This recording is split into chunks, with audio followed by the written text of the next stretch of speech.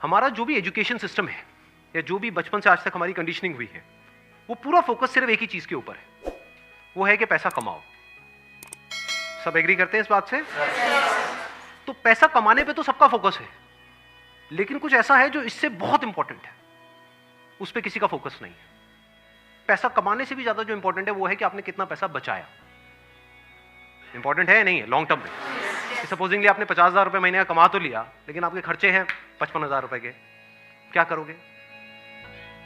तो कितना आपने कमाया उससे ज्यादा इंपॉर्टेंट है आपने कितना बचाया।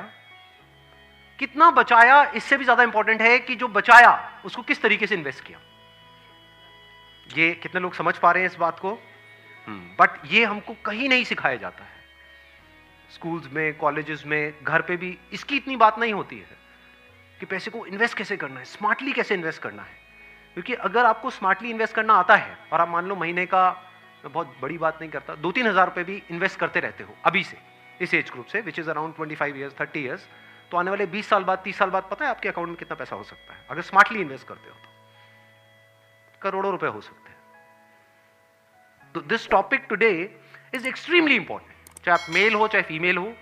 और जरूरी नहीं है ये उन्हीं लोगों के लिए है जिनकी एज ग्रुप 25 साल है, 30 साल है, 35 साल है, क्योंकि इन बातों को सीखना एक्चुअल में जरूरी है at as young of age as possible. यानी अगर आपकी एज 18-19 साल, 20 साल भी है, जो लोग कैमरे पे देख रहे हैं उनको मैं बोलता हूँ, जो वीडियो में देख रहे हैं, कि अगर आपकी एज 18-19 साल है, 20 साल है, तब भी आपके लिए सेशन बहुत इंपॉर्टेंट है, इनफैक्ट ज्यादा इंपॉर्टेंट है। और मेरे को आइडिया कहाँ से आया ये सेशन करने का? मेरे एक फ्रेंड है, मेरी वैसे उनसे बातचीत हो रही, उन्होंने मेरे से पूछा कि यार मेरे पास में कुछ फंड पड़ा हुआ है, मुझे क्या करना चाहिए, उसको कहाँ इन्वेस्ट करना चाहिए, कुछ आइडियाज हैं आपके पास? नहीं, उन्होंने मुझसे पूछा आप क्यों बीच में टांग अड़ा रहे हो, सीधा ही म्यूचुअल फंड। तो उन्होंने मेरे से पूछा, तो मैंने ये नहीं कहा जो इन्होंने कहा, मैंने सबसे पहले उनसे ये पूछा, मैंने कहा आपने क्या किया हुआ उस पैसे का और कितना पैसा आपने जोड़ा हुआ है? तो उन्होंने बताया मेरे अकाउंट में अराउंड 4-5 लाख रुपए पड़ा हुआ है। मैंने कहा अकाउंट में मतलब? कहते सेविंग्स अकाउंट में। And it's a huge blunder. और आप में से भी बहुत सारे लोगों के अकाउंट में पैसा पड़ा हुआ, कितने ऐसे हैं यहाँ पर?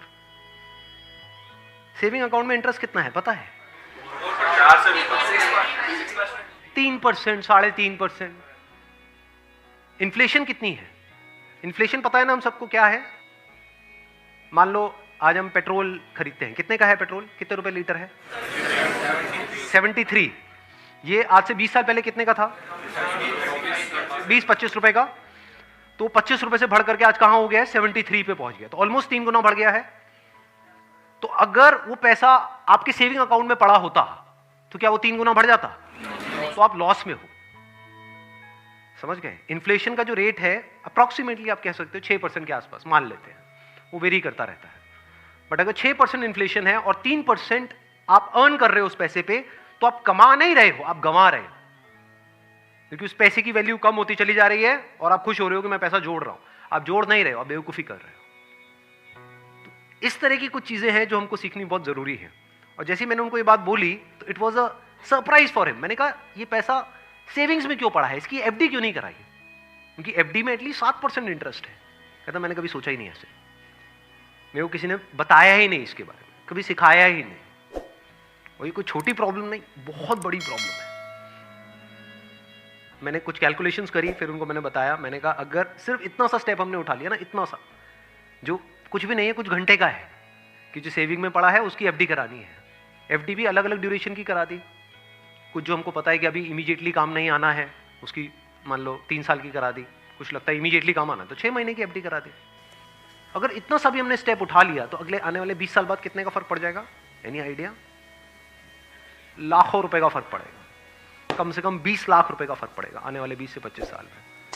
तो मैंने कहा वो जब 20-25 लाख आएंगे, अब ये करोगे तो हो ही आप, जो मैंने बताया है, तो उसमें से कुछ थोड़ा इधर भी दे देना भाई।